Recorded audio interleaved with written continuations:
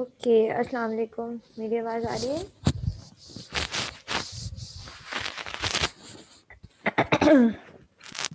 की आवाज़ आ रही है। ओके, बहुत अच्छी बात है कि भी मेरी आवाज़ आ रही है। तो कैसे हैं आप लोग? ठीक ठाक हैं? अच्छा जी, भाई ये जगजीत साहब का जो है वो नेट मसला है, वो ज्वाइन नहीं हो पा रहा है। बार बार वो रिक्वेस्ट भेज रहे हैं बट हो गया है फाइनली, चलो फिर। अच्छा जी, सेशन स्टार्ट करते हैं। सही है। मैं बिल्कुल ठीक था, अल्लाह का शुक्र। अच्छा जी, सेशन स्टार्ट करते हैं। आज हम नया टॉपिक स्टार्ट करने जा रहे हैं, ठीक है। That is what, that is RTD senses, ठीक है। अब हम सेंसेस स्टार्ट करने जा रहे हैं। हम देखेंगे मुख्तलिफ तरह के सेंसेस किस तरीके से काम करते हैं। जो पहले सेंसेस हम पढ़ने जा रहे हैं, दैट इज़ आरटीडी सेंसेस, ठीक है। The RTD stands for resistance temperature detector, ठीक है। आरटीडी सेंसर नाम से जाहिर हुआ है, ठीक है, कि वो इसका काम क्या होगा, ये क्या करता होगा। ये टेम्परेचर को आपके जो है वो डिटेक्ट करता है। अब किस तरीके से टेम्परेचर डिटेक्ट करता है कि हमारे पास जो है वो आउटपुट जो है वो इन टर्म्स ऑफ रेजिस्टेंस आ रहा होता है, ठीक है। जैसे जैसे टेम्परेचर में चेंजेस आते हैं वैसे वैसे इसका टेम्परेचर और टेम्परेचर के चेंज होने की वजह से इसकी क्या चेंज हो रही होती है, इसकी रेजिस्टेंस चेंज हो रही होती है। जब भी इसको कहा गया है रेजिस्टेंट टेम्परेचर डिटेक्टर, ठीक है। अच्छा, अच्छा, इसमें हमारे पास नॉर्मली ये भी हो सकता है कि रेजिस्टेंस जैसे जैसे आपकी बढ़े वैसे टेम्परेचर जैसे जैसे बढ़े वैसे रेजिस्टेंस वैसे वैसे आपकी इंक्रीज हो, ठीक है। हम ये कैसे मेजर कर सकते हैं, हम उस ज़ाहिर है हमें हम ग्राफ प्लॉट कर सकते हैं। हमें जो है वो रेफरेंस पॉइंट बना सकते हैं कि भाई फॉर सपोज 0 डिग्री सेंटीग्रेड पे आपके पास कितना टेम्परेचर था और 0 डिग्री सेंटीग्रेड पे हम आपके पास कितनी रेजिस्टेंस थी और रूम टेम्परेचर पे आपके पास कितनी रेजिस्टेंस थी, ठीक है। और फिर आप ग्रेजुअली टेम्परेचर इंक्रीज करो तो आपको रियलाइज़ हो जाएगा कि बिहेवियर क्या है, कि टेम्परेचर बढ़ने से रेजिस्टेंस बढ़ रही है या कम हो रही है। अच्छा, उस रेजिस्टेंस को मेजर करने के मल्टीपल तरीके हो सकते हैं। आप जो हैं वो उस रेजिस्टेंस को मेजर करने के लिए वो मल्टीमीटर्स वगैरह भी यूज़ करते हैं।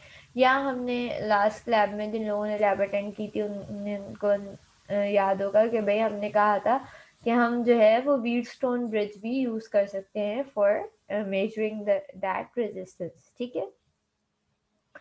अच्छा जी, ये समझ लो कि एक तरह का टेम्परेचर डिपेंडेंट रेजिस्टर है जिसकी वैल्यू चेंज होती है टेम्परेचर के चेंज होने से, ठीक है। तीन मटेरियल्स के आपके पास आरटीडी सेंसर्स पाए जाते हैं। एक आपका प्लेटिनियम मटेरियल होता है, एक आपका निकल मटेरियल होता है और एक आपका कॉपर मटेरियल होता है, ठीक है।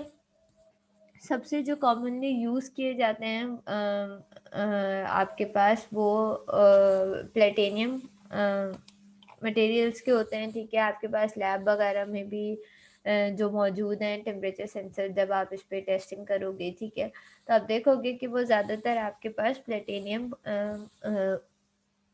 मटेरियल के ही मौजूद हैं, ठीक है। इसकी वजह क्या होती है इसके ज़्यादा यूज़ करने की, इसकी वजह ये होती है कि ये प्लेटिनियम की जो कोरोजन रेजिस्टेंस होती है, मतलब ये जो इसका रिस्पॉन्स होता है इन टर्म्स ऑफ रेजिस्टेंस, वो बहुत अच्छा होता है, ठीक है।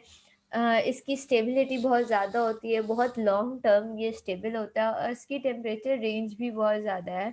-200 डिग्री सेंटीग्रेड से लेकर +850 डिग्री सेंटीग्रेड तक ये डिडक्ट कर सकता है। That is the huge range, ठीक है। -200 डिग्री सेंटीग्रेड से लेकर 850 डिग्री सेंटीग्रेड तक ये रिस्पॉन्स आपको देगा, सही है। इतने हाई टेम्परेचर पे 850 डिग्री सेंटीग्रेड बहुत ज़्यादा होता है, ठीक है। तो इतने हाई टेम्परेचर पे भी आपके पास ये आपको रिस्पॉन्स दे रहा होगा, ठीक है। द सेकेंड टाइप इज निकल आरटीडी, ठीक है। ये कंपेरेटिवली आपके पास लेस एक्सपेंसिव होते हैं, ठीक है। आपके पास जितना एक्सपेंसिव प्लेटिनियम के होते हैं उसके मुकाबले में ये कम एक्सपेंसिव होते हैं, ठीक है। और इनकी भी कोरोजन रेजिस्टेंस जो है वो अच्छी होती है। लेकिन इसमें निकिल में बुराई क्या होती है, निकिल में ये बुराई होती है कि जैसे-जैसे वक़्त गुज़रता जाता है, टाइम गुज़रता जाता है, इसकी परफ़ॉर्मेंस कम होने लगती है, ठीक है? या आपके पास इसकी एक्यूरेसी में बहुत फ़र्क आ जाता है और with the passage of time ये आपको लेस एक्यूरेट रिज़ल्ट्स देने लगता है, ठीक है? तो ज़ाहिर है हम ऐसा नहीं चाहते कि हम अगर कोई इंडस्ट्री है या कोई डिपार्टमेंट है जो आपके पास टेम्परेचर सेंसर यूज़ कर रहा है, तो वो ऑब्वियसली नहीं चाहेगा कि एक वक़्त के साथ-साथ उसकी जो परफ़ॉर्मेंस है वो कम हो जाए और आपके पास लेस एक्यूरेट रिज़ल्ट्स आने लगे।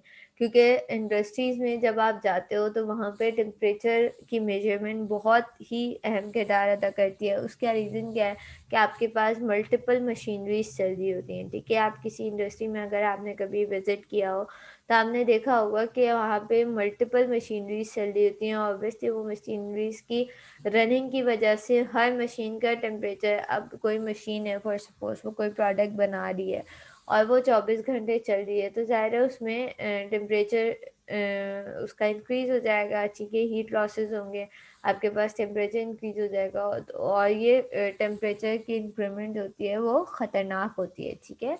तो इससे इंसानों को भी नुकसान हो सकता है और जो वर्कर्स हैं उनको भी। तो हर जगह पे किसी भी एनवायरनमेंट में, किसी भी इंडस्ट्री में temperature measurement is the most most most important thing जो आपके ज़ाहिर है आपके प्रोडक्ट के लिए भी बेनिफिशियल होता है और आपके सेफ्टी रीज़न्स के लिए भी। यू मस्ट नो कि क्या टेम्परेचर या प्रेशर मौजूद है, ठीक है?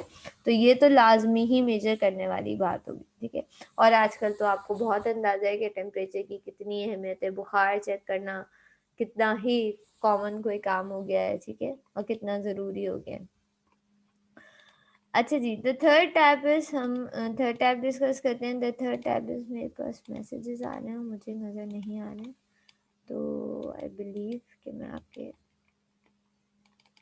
कहाँ है चैट बॉक्स? अच्छा, यह टेंडेंसी है किसी ने कुछ बोला तो नहीं। ठीक है, सही है, फाइन।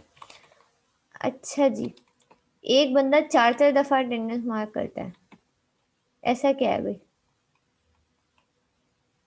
हम दोबारा आ जाते हैं, हम क्या पढ़ रहे थे? हम ये पढ़ रहे थे, ठीक है? अच्छा जी, हमने कहा कि the third tab is copper RTDs, ठीक है? कॉपर आरटीडीज़ क्या होते हैं? कॉपर आरटीडीज़ ज़ाहिर है कॉपर मटेरियल के बने हुए होते हैं, ठीक है? इनकी रेजिस्टेंस भी अच्छी होती है, मतलब इनकी परफॉर्मेंस भी अच्छी होती है और ये लो कॉस्ट मटेरियल भी होते हैं। अच्छा, निकेल की मैंने रेंज डिस्कस नहीं की। जो निकेल की रेंज होती है वो आपके पास एज़ कम्पेयर टू प्लैटिनम कम होती है, that is -80 degree centigrade to +260 degree centigrade, ठीक है? वो -200 से +850 था, ये -80 से +260 है, ठीक है? अच्छा, कॉपर की बात करते हैं। कॉपर का परफॉर्मेंस तो अच्छी होती है, इसकी आउटपुट तो अच्छा होता है, रेजिस्टिव बिहेवियर इसका अच्छा होता है और इसकी कॉस्ट भी कम होती है। लेकिन कॉपर में नुकसान क्या है कि जब आपके पास हाई टेम्परेचर आता है, ठीक है? तो ये कॉपर ऑक्सीडाइज़ करने लगता है, ठीक है? तो इसलिए हम कॉपर को हाई टेम्परेचर्स पे बहुत ज़्यादा यूज़ नहीं कर सकते। दैट इज़ व्हाई इसकी जो लिमिटेड रेंज है, ठीक है, वो भी लिमिटेड है, दैट इज़ फ्रॉम -200 से लेकर टू 60 डिग्री सेंटीग्रेड से। तो सबसे ज़्यादा अगर आप कंपेयर करो और देखो तो सबसे ज़्यादा आपके पास जो रेंज मौजूद है, वो किसकी मौजूद है? वो आपके पास प्लैटिनम आरटीटीज़ की मौजूद है। यही वजह है कि वो महँगे होने के बावजूद वो आपके पास इंडस्ट्रीज़ में वो सबसे ज़्यादा यूज़ किए जाते हैं, ठीक है? अच्छा, हमारे पास 3 तरह की कॉन्फ़िगरेशंस जो हैं वो मौजूद हैं आरटीडी सेंसर्स की, जैसे कि लेट जॉइन किया है, Bilal. RTD is resistance temperature detector, ठीक है? ये टेम्परेचर मेजर करने के काम आता है। ये आपका सेंसर है जिसका काम ये होता है कि आपके पास जब टेम्परेचर चेंज होता है तो इसके बदले में इन्वायरमेंट का या कहीं भी आप इसको यूज़ कर रहे हो, तो इस जब टेम्परेचर चेंज होगा तो इसकी रेजिस्टेंस चेंज होगी आउटपुट पे, ठीक है? हाँ, तो ये कहानी गलत हो गई ना बाबर। अब मैं तो डर गई कि मैंने पूरी दास्तानें दास्तान सुना दी और फिर आप मुझसे पूछ रहे हैं कि था क्या? ठीक है, चलो कंटिन्यू करूँगी तो मज़ीद समझ में आ जाएगा और ये शेयर भी बाबर ओके, ठीक है। बाबर वो जो कल वाला आप डॉक्यूमेंट बोल रहे थे मैं वो भी क्लास के बाद शेयर कर दूँगी बेटा, आपका मैसेज आया था और मैं ये वाला भी शेयर कर दूँगी, ठीक है? अच्छा जी, आगे बढ़ते हैं। अ अच्छा 2-3 तरह के आपके पास कॉन्फ़िगरेशंस होती हैं इसकी सही पहले तो 3 तरह के मटेरियल से ये बना हुआ हो सकता है, ठीक है? उसके बाद इसकी 3 तरह की कंस्ट्रक्शन भी हो सकती है, सही है? वायर बॉन्ड आरटीडीज़ होते हैं आपके पास, ठीक है? कॉइल्ड एलिमेंट आरटीडीज़ होते हैं और थिन फिल्म आरटीडीज़ होते हैं, ठीक है? अब हम वन बाय वन तीनों को डिस्कस करते हैं कि ये होते क्या हैं, ठीक है? पहले बात करते हैं वायर वॉन आरटीडीज की कि ये क्या होता है ठीक है ये बेसिकली किया हुआ क्या होता है कि आपके पास एक वायर लिया हुआ होता है अदर वो प्लेटिनियम हो कॉपर हो या निकल हो ठीक है उसका एक वायर लिया हुआ होता है और उसको बाउंड किया हुआ होता है किसके ऊपर नॉन कंडक्टिंग कोर के ऊपर ठीक है एक नॉन कंडक्टिंग समझो एक नॉन कंडक्टिंग कोर ली हुई है एक नॉन कंडक्टर ऐसा मटेरियल का किसी का पीस लिया हुआ है जो गुड कंडक्टर नहीं है ठीक है जो आपके पास नॉन कंडक्टिंग कोर है उसको लेके उसके ऊपर ये वायर को बाउंड कर दिया है लपेट दिया है ठीक है ज़्यादातर ये जो नॉन कंडक्टिंग कोर होती है ये किस मटेरियल की बनी हुई होती है सेरेमिक मटेरियल की बनी हुई होती है ठीक है अच्छा ये इस तरीके से इसको वांट किया जाता है कि इसमें ट्विस्ट ना आए मतलब तार में ट्विस्ट ना आए और उसको ग्रेजुअली जो है वो वाउंड किया जाता है ज़्यादा मैन्युफैक्चर करते हैं और इसकी 0 डिग्री सेंटीग्रेड पे रीडिंग ले ली जाती है कि भाई 0 डिग्री सेंटीग्रेड पे इसकी रेजिस्टेंस क्या थी ठीक है फिर इसके साथ 2 लेड वायर्स अटैच होते हैं, ये आप देख सकते हैं यहाँ पे 2 लेड वायर्स आपको दिख रहे हैं, जो 2 इसकी पैर होते हैं, जो कनेक्टर्स होते हैं, 2-2 टर्मिनल्स होते हैं, वो होते हैं इसके ये लेड वायर के बने हुए होते हैं, ठीक है? और फिर ऊपर से इसको इस वायर के ऊपर से भी कोट किया हुआ होता है किससे ग्लास या सेरेमिक मटेरियल से, ठीक है? मतलब सबसे पहले अंदर एक कोर होती है, ठीक है? जो आपके पास सेरेमिक की होती है या नॉन कंडक्टिंग मटेरियल की होती है फिर आपके पास उसके ऊपर जो है वो प्लेटिनियम या निकल या कॉपर जिसका भी है उसका वायर होता है जो लपेटा हुआ होता है और फिर उसके ऊपर एक और कोटिंग होती है किसकी आपके पास सेरेमिक या ग्लास की ऊपर से ठीक है जो कि ज़ाहिर है ज़रूरी है कि अगर वो कोटिंग ना हो तो आपका प्लेटिनियम का जो वायर है वो ब्रेक डाउन होने लगे या ख़राब होने लगे तो उसके ऊपर से एक और कोटिंग होती है मतलब you can't see that bond ना मतलब वो आप तार उसको वायर को नहीं देख सकते वो ऊपर से कोटेड होता है ठीक है जैसे जैसे टेम्परेचर बढ़ता जाता है ये क्या होता है कि आपके पास ये वायर की रेजिस्टेंस चेंज होती है ठीक है और इसकी डिस्टेंस टेम्परेचर की वजह से ये मेटल्स जो है वो हमने पहले भी केमिस्ट्री में पढ़ा है कि मेटल्स क्या होते हैं एक्सपेंड होते हैं ठीक है तो जैसे ही जैसे ये एक्सपेंड होते हैं तो ज़्यादा इसकी रेजिस्टेंस बढ़ती है ठीक है और रेजिस्टेंस बढ़ने की वजह से आपके पास चेंज इन रेजिस्टेंस का कॉन्सेप्ट आ रहा होता है ठीक है तो आपके पास आउटपुट पे जैसे जैसे टेम्परेचर बढ़ता है आपके पास different different values of resistance मिलती रहती हैं आउटपुट पे ठीक है अच्छा हमें इस बात का बनाते वक़्त ज़ाहिर है हम खुद तो नहीं बनाते लेकिन ये बात का बहुत ख़्याल रखना पड़ता है कि ज़रा सी भी वायर जो है वो ट्विस्टेड ना हो वरना आपके पास सही रिस्पॉन्स नहीं आएगा, ठीक है? अच्छा जी, लेबॉरेटरीज़ वग़ैरह में जो है वो ये यूज़ होता है, ठीक है? और ओके लेकिन बहुत ज़्यादा हाईली स्पेसिफिक जो इंडस्ट्रियल एप्लीकेशंस होती हैं ठीक है हम छोटे-मोटे जगहों पे तो हम इसको यूज़ कर लेते हैं जब जहाँ पे हमें ज़्यादा एक्यूरेट रिजल्ट्स चाहिए होते हैं ठीक है और जहाँ पे हमें ज़्यादा स्पेसिफिकेशंस होती हैं वहाँ पे हम इसको वायर बॉन्ड को यूज़ नहीं कर रहे होते ठीक है अच्छा the second type is coiled element RTDs ठीक है कॉइल्ड एलिमेंट आरटीडीज किस तरीके से होते हैं कि इसमें एक रेजिस्टेंस वायर होता है ठीक है जो कि एक किस में एक स्मॉल से कॉइल में जो है जिसको अंदर रखा हुआ होता है, ठीक है। ये स्मॉल सा कॉइल है, रेजिस्टेंस वायर है जिस पे जो रोल किया हुआ है, और वो एक स्मॉल से कॉइल में, एक कॉइल के अंदर रखा हुआ है, ठीक है। और उस कॉइल को भी फिल किया जाता है, उसको किससे फिल किया जाता है, आपके पास नॉन कंडक्टिव पाउडर से, ठीक है। जैसे जैसे क्या होता है, अगेन इसके भी आपके पास वायर्स होते हैं, टर्मिनल्स होते हैं जो आपके पास लेड के होते हैं, सही है। अगेन इसमें जब आपके पास टेम्परेचर इंक्रीज होता है, जाहिर सी बात है वो वायर, टेम्परेचर वायर का बढ़ेगा, तो आपके पास उसकी रेजिस्टेंस चेंज होगी, उसका बिहेवियर है कि वो अपनी रेजिस्टेंस क्या करेगा, चेंज करेगा, ठीक है। इस पाउडर का और एक फायदा क्या होता है कि ये जो है वो heat, rate of heat transfer को बढ़ा रहा होता है, मतलब वायर की रेजिस्टेंस उस वक्त ही चेंज होगी जब वायर के ऊपर जो है वो टेम्परेचर चेंज होगा, ठीक है। हमें कोटिंग करते वक्त ये ख्याल रखना होता है कि भाई जिस चीज़ की हम कोटिंग कर रहे हैं, फॉर सपोज ग्लास की कर रहे हैं ऊपर से, या कॉपर की कर रहे हैं, ओ सॉरी ग्लास की कर रहे हैं या सेरेमिक की कर रहे हैं, तो आपके पास वो जो कोटिंग है वो इस तरीके से होने चाहिए कि आपके पास रेट ऑफ हीट ट्रांसफर जल्दी हो, मतलब जो आपके पास वायर है वो जल्दी गर्म हो। अगर मेरे पास टेम्परेचर बढ़ा है तो उसके टेम्परेचर में भी फर्क आए। तो आपके पास ये जो नॉन कंडक्टिव पाउडर होता है जिसके बारे में हम अभी डिस्कस कर रहे थे कि वो कॉइल के अंदर भर दिया जाता है, वो क्या करता है, वो इस टाइम रिस्पॉन्स टाइम को कम करने की कोशिश करता है। क्या कहता है कि आपके पास जल्दी जो है वो आपका वायर को गर्म होने में जल्दी हेल्प करता है, और ज़ाहिर है जैसे वो जल्दी रिस्पॉन्ड करता है आपके पास आउटपुट भी ना जल्दी आ रहा होता है, तो रिस्पॉन्स टाइम इसका अच्छा हो जाता है, ठीक है। अच्छा, ये जो कॉइल एलिमेंट आरटीटीज होते हैं, ये मेटल शीट से इसको प्रोटेक्ट किया हुआ होता है, मतलब इसके ऊपर मेटल शीट्स चढ़ाई हुई होती हैं, और ये ज़्यादातर आपके इंडस्ट्रियल एप्लीकेशन में यूज़ किया जाता है, ठीक है। The third is thin film RTDs, सही है। एज यू कैन सी, ये एक थिन फिल्म आरटीडी की शक्ल है, सही है।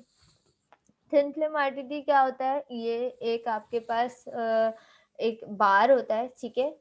एक क्या कहेंगे, एक पीस होता है, ठीक है। जिसके ऊपर आपके पास क्या होता है, ये जिगजैग शेप में जो है वो ये जो प्लेटेनियम होता है, या क्या कहते हैं आपका, जो भी मटेरियल होता है, निकल होता है, उस पे क्या किया जाता है, एक फॉर सपोज ये एक सेरेमिक का पीस है, सेरेमिक बेस है रेक्टेंगल शेप में, उसके ऊपर एक प्लेटेनियम वायर लिया हुआ है जिसको इस तरीके से जिगजैग तरीके से आपके पास उस पे लगाया हुआ है, ठीक है, प्लेस किया हुआ है उस पे, ठीक है।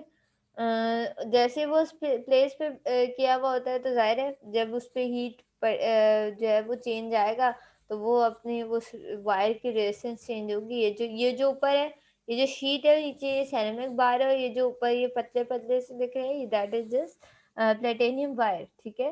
तो जैसे ही इस पे टेम्परेचर चेंज होगा सराउंडिंग पे, तो इसकी रेजिस्टेंस चेंज होगी, और इसकी रेजिस्टेंस चेंज होने के नतीजे में आपके पास आउटपुट पे वोल्टेजेस मिल रहा होगा, ठीक है। ये as compare to remaining two RTDs, ये इतने एक्यूरेट नहीं होते, ठीक है, बाकी दोनों के मुकाबले में, सही है। ये क्योंकि इसका जो आपके पास रूम टेम्परेचर पे रेजिस्टेंस होती है, ठीक है, वो भी इतनी प्रिसाइज नहीं होती, और आपके पास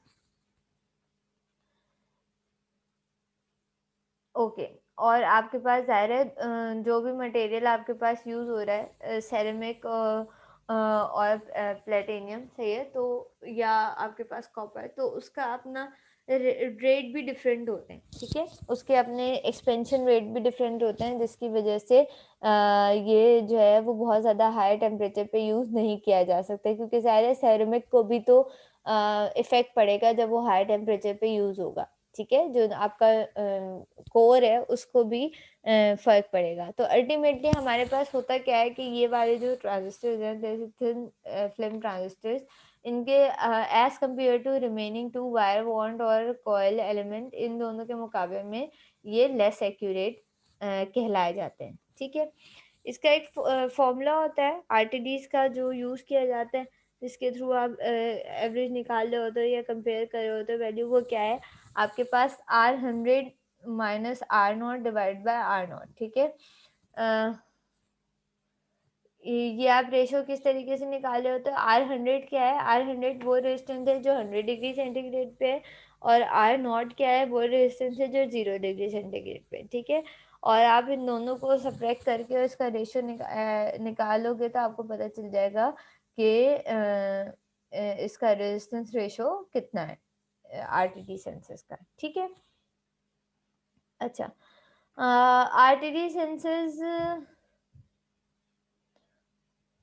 ज़ाहिर है इन सारी बातों में जिस भी मटेरियल का आपके पास सेंसर बना हुआ है, उस सारी बातों में जो है उस मटेरियल की क्वालिटी पे बहुत ज़्यादा डिपेंड करता है। जितनी अच्छी क्वालिटी का आप वो मटेरियल यूज़ करोगे, जिसको आप RTD सेंसर में यूज़ करो, उतनी अच्छा आपके पास और एक्यूरेट आपके पास रिज़ल्ट आ रहा होगा, ठीक है। अच्छा, उसके बाद आपके पास क्या होता है, हमने अभी डिस्कस किया कि हमारे पास भई आउटपुट पे जो है वो जो आपका सेंसर होता है इससे नीचे टर्मिनल्स होते हैं, ठीक है। किसी के साथ जो है वो, जैसे इसमें देखो इमेजेस में नज़र आ रहा है, ठीक है। यहाँ पे देखो आपके पास 2 वायर्स थी, सही है। यहाँ पे भी आपके पास प्रोबेबली 2 ही वायर्स हैं, ठीक है। यहाँ पे भी आपके पास 2 ही वायर्स हैं, लेकिन ऐसे भी आपके पास सर्किट्स होते हैं, ऐसे भी RTD सेंसर्स होते हैं जिनके आउटपुट पे आपके पास 3 वायर या 4 वायर स्ट्रक्चर होता है, ठीक है। अच्छा, ये लेड वायर्स का मसला है क्या, ये 3 वायर और 2 वायर होता क्या है। ये 3 वायर और 2 वायर इसलिए होता है कि हम ये कह रहे हैं कि फॉर सपोज अभी 2 वायर की यहाँ पे एक एग्जांपल भी दी हुई होगी, ठीक है। इसकी बात करते हैं, ठीक है। हम ये कह रहे हैं कि भाई ये जो ट्रांजिस्टर है ये आपने यूज़ किया, बहुत अच्छी बात है, आपने यूज़ कर लिया, ठीक है। आपने इसको देखा कि इसकी आपने रेजिस्टेंस निकाल ली, ठीक है, और रेजिस्टेंस चेंज हो रही थी आपके टेम्परेचर चेंज होने से। आपने कहा अब मैं इसकी एक्यूरेट रेजिस्टेंस निकालूँ, एक्यूरेट रेजिस्टेंस निकालने के लिए आपने क्या किया, एक अदद व्हीट स्टोन ब्रिज यूज़ किया, ठीक है। जैसे आप इसको देख सकते हो, ये क्या है, ये आपके पास व्हीट स्टोन ब्रिज है, सही है। आपने एक अदर व्हीट स्टोन ब्रिज में इसको RTD सेंसर को यूज़ किया, सही है। अच्छा, मज़े की बात ये है कि आपके पास हमने देखा, हमने वायर बॉन्ड देखा या हमने कॉइल एलिमेंट देखा या हमने जो भी देखा, ठीक है, उसमें हमने देखा कि आपके पास कोई प्लेटिनियम, कॉपर, निकल कोई मटेरियल मौजूद है, लेकिन उस सब के साथ जो है वो 2 वायर्स भी आ रही हैं, ठीक है। 2 वायर्स क्या हैं, वो लेड वायर्स हैं, सही है, जो आपके पास टर्मिनल है। ऑब्वियसली उन वायर्स की भी तो अपनी कोई रेजिस्टेंस हो सकती है, ठीक है। हो सकता है उस वायर की अपनी रेजिस्टेंस इतनी ज़्यादा हो कि वो कलेक्टिवली आपके पास जो है आपके कपड़े की रेजिस्टेंस समेत वो सॉरी आपके व्हीट स्टोन ब्रिज की रेजिस्टेंस के समेत बता रहा हो, ठीक है, आपका जो लेड वायर है। तो ये किस तरीके से देखो, यहाँ पे दिखाया हुआ है जो L1 L2 लिखे हुए ये क्या है, ये रेजिस्टेंस है आपके लेड वायर की। होगा क्या कि ये एज अ सीरीज अपेयर होने लगेंगे। आपका RTD सेंसर है, इसके साथ देखो, अगर मैं इसकी लाइन में देखूं तो ये क्या है, ये आपके पास एज अ सीरीज कनेक्टेड है। और सीरीज कनेक्टेड, जब रेजिस्टेंस सीरीज में कनेक्टेड होती है तो वो क्या होती है, वो एड अप हो जाती है, ठीक है। जब रेजिस्टेंस, हमें पता है कि कोई रेजिस्टेंस अगर किसी वायर के सीरीज में कनेक्टेड है किसी दूसरी रेजिस्टेंस के, तो वो क्या होगी, उसका इफेक्ट क्या होगा कि वो ग्रेजुअली उसके में ऐड हो जाएगी, ठीक है। सीरीज में रेजिस्टेंसेस ऐड हो जाती हैं, ठीक। जब ये रेजिस्टेंसेस ऐड हो रही होगी तो ऑब्वियसली इसकी वायर की, लेड वायर की रेजिस्टेंस की वजह से L1 भी ऐड हो रहा है, L2 भी ऐड हो रहा है, तो ऑब्वियसली हमारे रेजिस्टेंस पे, एक्चुअल रेजिस्टेंस पे फर्क पड़ेगा, ठीक है। तो हम चाहते हैं कि भाई हमारे पास ये एरर ना है, और कोशिश की जाती है कि हमारे पास कम से कम जो है वो जो है वो रेजिस्टेंस के जो है वो लेड वायर हमारे पास कनेक्टेड हो, ताकि हमें ये परेशानी दरपेश ना हो और हमारे पास एक्यूरेट रिजल्ट्स आए, ठीक है। अच्छा जी,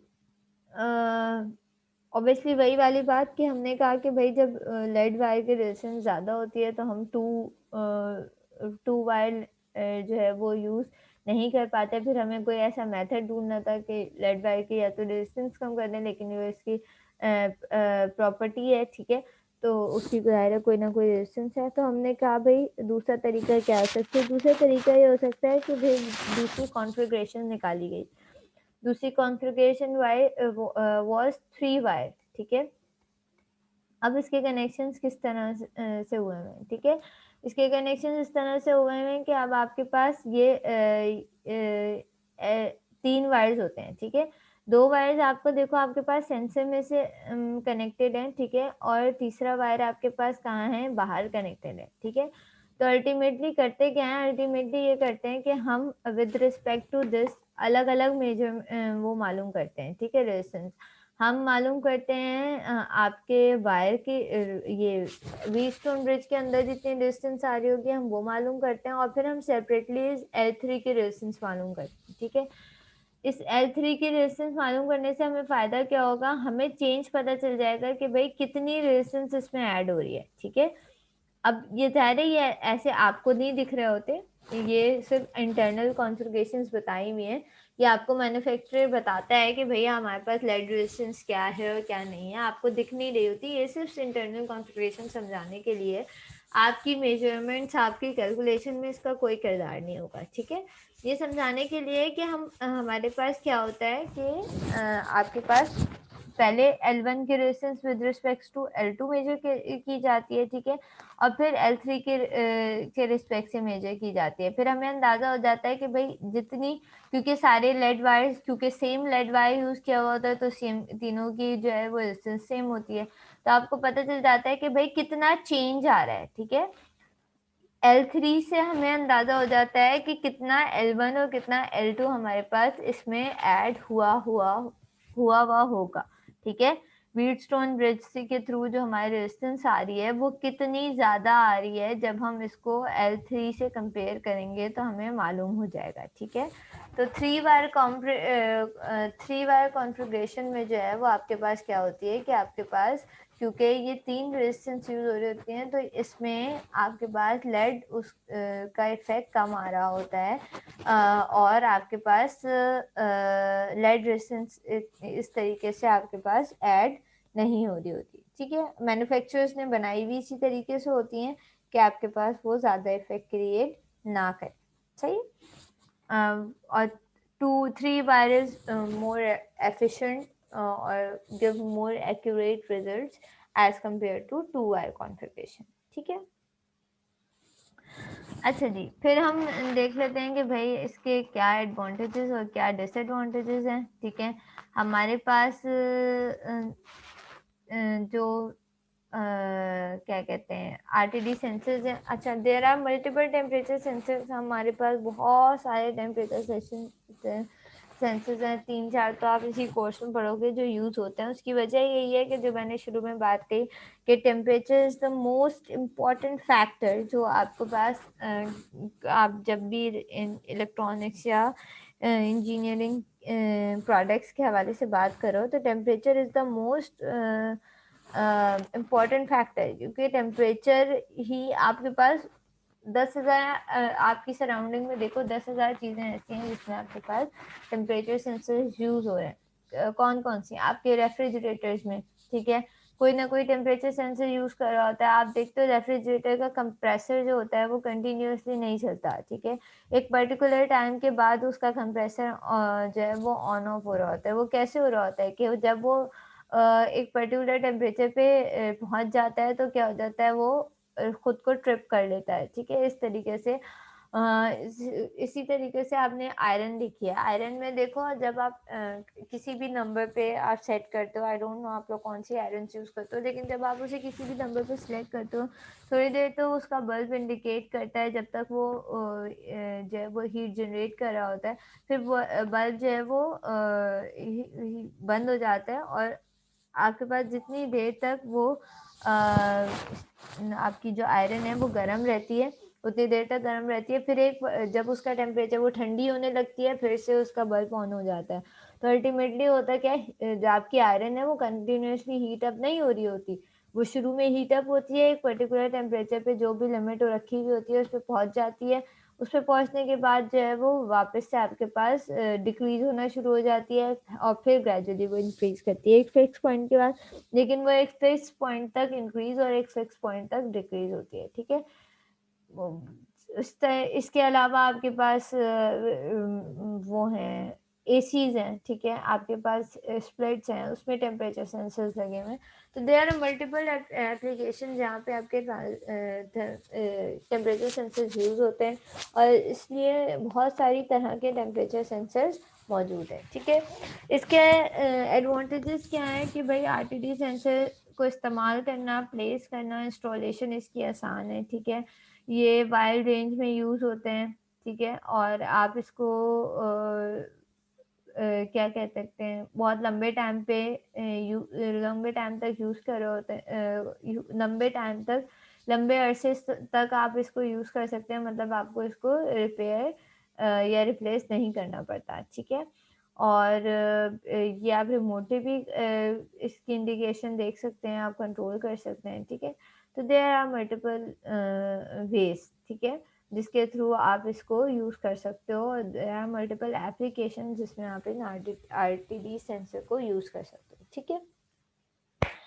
अच्छा डिसएडवांटेजेस क्या हैं कि भाई ये वाइब्रेशन और शॉक्स पे जो है वो इसका रिस्पॉन्स सही नहीं होता है, ठीक है? ये इसकी परफॉर्मेंस ख़राब हो जाती है अगर किसी ऐसी मशीन में ये लगा हुआ है कि जहाँ वाइब्रेशन मौजूद है, तो इसके आउटपुट्स फिर सही नहीं आएँगे, ठीक है? अ, इसके साथ जो आपके पास सर्किट लगते हैं, ठीक है? फॉर मेजरमेंट्स और फॉर अदर थिंग वो कंपैरेटिवली जो है वो क्या होते हैं कॉम्प्लेक्स सर्किट्स होते हैं, ठीक है? इसकी रेजिस्टेंस मेजर करने के लिए ज़ाहिर है हमें इसके साथ ब्रिज लगाना पड़ा है, एक्सटर्नल सर्किटरी इन्वॉल्व करनी पड़ी है और इस ब्रिज को पावर अप करने के लिए हमें पावर सर्किट भी चाहिए होगा, पावर सप्लाई भी चाहिए होगी, ठीक है? अ, सेंसिटिविटी इसकी लो है, ठीक है? सेल्फ हीटिंग के चांसेस हैं कि आपके पास टेम्परेचर बढ़ने से इसके अपना टेम्परेचर बढ़ता रहे और जिसकी वजह से आपके पास आउटपुट जो है वो एक्यूरेट मतलब ये एनवायरमेंटल टेम्परेचर पे आउटपुट इतना इफेक्टिवली ना दे बल्कि ये अपने इंटरनल टेम्परेचर का भी उसमें आपके पास आउटपुट आ रहा हो, ठीक है? अच्छा और कॉस्ट ज़ाहिर है इनिशियली इसकी हाई कॉस्ट होती है, ये आपको ऐसे 100-200 में नहीं मिल जाते, इट कॉस्ट मोर, ठीक है? तो ये सारी कहानी थी आपके पास आरटीडी सेंसर्स की। इस तरीके से आपका आरटीडी सेंसर्स काम करते हैं। इसका वर्किंग क्राइटेरिया ये है। इंटरनल कॉन्फ़िगरेशन भी आपने देखी कि किस तरीके से बने होते हैं कि सारी कहानी वायर की है। वायर को कहीं पे बॉन्ड किया हुआ है, कहीं पे कोर के ऊपर बॉन्ड किया हुआ है, कहीं कॉइल के अंदर रखा हुआ है। उस सब वायर की कहानी है। जैसे ही वायर को आप उस पर जो है वो हीट अप करते हो तो वो एक्सपेंड होता है, तो ज़ाहिर है उसकी रेजिस्टेंस चेंज होती है, ठीक है? अच्छा जी, यहाँ तक कोई मसाइल बहुत थ्योरेटिकल है, आई नो, इसलिए जो है वो ये थोड़ा-सा बोरिंग लगता है। हमने जब लिखा पढ़ा था तो वो हमारे पास इतना थ्योरेटिकल कोर्स नहीं था। दिस इज़ प्योरली थ्योरेटिकल और बहुत कम ही टॉपिक्स हैं जहाँ पे आपके न्यूमेरिकल इन्वॉल्व है। लेकिन ये दिस टॉपिक इज़ थ्योरेटिकल और इसका अगर कोई न्यूमेरिकल आएगा भी तो आपके पास इसकी लैब भी आप करोगे, आप उसमें भी फॉर्मूला पढ़ोगे कि अगर आपके पास रेजिस्टेंस आपको कैलकुलेट करनी है तो वही आप उसके फॉर्मूले के थ्रू कैलकुलेट कर सकते हो, ठीक है? किसी को कोई बात समझ में नहीं आई तो यहाँ तक तो पूछ लो भाई मुझसे।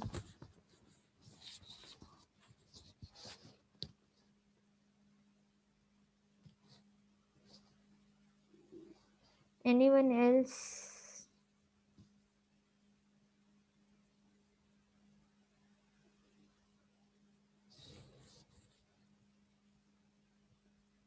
कह रहे भाई?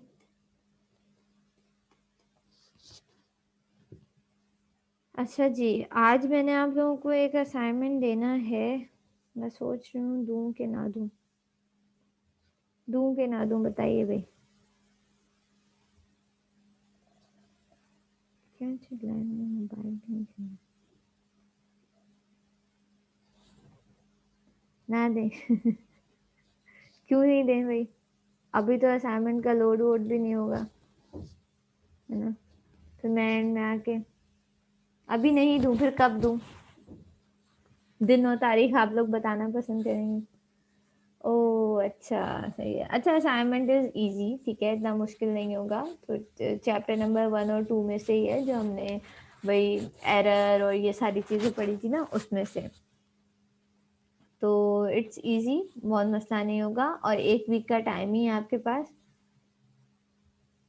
1 वीक का टाइम है, आज दूंगी तो नेक्स्ट नेक्स्ट क्लास कब होती है? नेक्स्ट क्लास होगी थर्सडे को, तो नेक्स्ट थर्सडे सबमिट करवा देना, ठीक है। चलो, आज की क्लास के लिए इतना ही। फिर इंशाल्लाह नेक्स्ट क्लास में नया, क्योंकि अभी कोई मैं नया टॉपिक शुरू करवाऊंगी तो वो ख़त्म नहीं हो पाएगा, सही है। फिर इंशाल्लाह नेक्स्ट क्लास में हम नेक्स्ट टॉपिक पढ़ेंगे। नेक्स्ट टॉपिक इज, अच्छा, हम क्या पढ़ेंगे? हम LM35 पढ़ेंगे, that is another temperature sensor. और हम कोशिश करेंगे RTD सेंसर के कुछ एक आध कोई न्यूमेरिकल अगर हम कर लें तो वो भी देख लेंगे, ताकि प्रैक्टिस हो जाए। तो ठीक है मैम, प्रोजेक्ट का मैंने आपको मैसेज किया था, आप बता दीजिएगा। दोबारा मैसेज किया था मैम, तो मैंने नहीं देखा, मैंने रिस्पॉन्स तो किया था उस वक्त, मैं दोबारा देख लूँगी, ठीक है। इंशाल्लाह कल लैब में मिलते हैं। फिर जिन लोगों के कल लैब है, कल लैब में मिलते हैं। लैब कल 10 बजे ही स्टार्ट करूँगी मैं, ठीक है, क्योंकि लैब बहुत छोटी सी, आधे घंटे में हो जाएगी, तो हम 10 बजे स्टार्ट करेंगे इंशाल्लाह ताला। अल्लाह हाफिज़ तब तक।